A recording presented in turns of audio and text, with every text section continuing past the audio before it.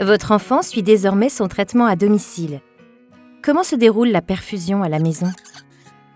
La prise en charge à domicile peut être assurée par deux types de professionnels, l'équipe d'hospitalisation à domicile ou HAD ou un prestataire de services privé en collaboration avec une infirmière libérale. L'équipe d'hospitalisation à domicile ou HAD est composée d'infirmiers et infirmières hospitaliers qui communiquent directement avec le médecin de votre enfant. L'équipe a reçu le dossier médical complet avec l'ordonnance du traitement. Elle se rend au domicile avec les produits d'enzymothérapie pour la perfusion, ainsi que tout le matériel nécessaire. Dans le cas où un prestataire de service organise le traitement de votre enfant à domicile, vous devrez faire appel à un ou une infirmière libérale qui sera formée à administrer l'enzymothérapie. Il existe ensuite 3 possibilités pour récupérer le traitement et le matériel pour la perfusion. Dans le premier cas, c'est le prestataire de service chargé de l'organisation de l'enzymothérapie qui va les chercher à la pharmacie de l'hôpital. Il entre en contact au préalable avec le médecin du centre de référence qui lui délivre les ordonnances. Dans le deuxième cas, c'est un autre prestataire qui est responsable du portage du traitement à domicile. Les livraisons se font pour 1 ou 2 perfusions. Dans le dernier cas, le médecin vous a confié les ordonnances pour que vous puissiez récupérer le traitement à la pharmacie de l'hôpital. Vous devez vous rendre en pharmacie de ville pour récupérer le matériel d'enzymothérapie pris en charge par la sécurité sociale et l'eau pour la préparation injectable, qui n'est pas remboursée.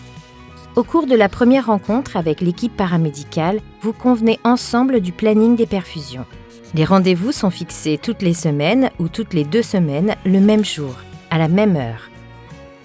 Une tierce personne accompagne toujours le jeune patient pendant l'enzymothérapie. Il peut s'agir d'un des 2 parents ou d'une personne de confiance formée à la prise en charge des risques de réaction éventuelle au traitement. Le patient doit être installé confortablement au cours de la perfusion.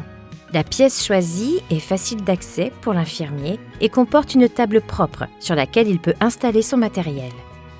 Avant chaque perfusion, la pièce est nettoyée et aérée.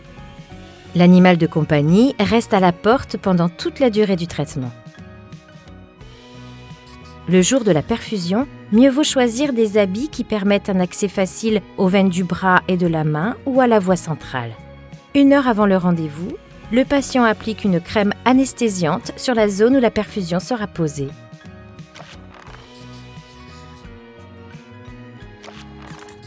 Une fois le patient installé, l'infirmier prend ses constantes, mesure de la tension artérielle, du rythme cardiaque et de la température.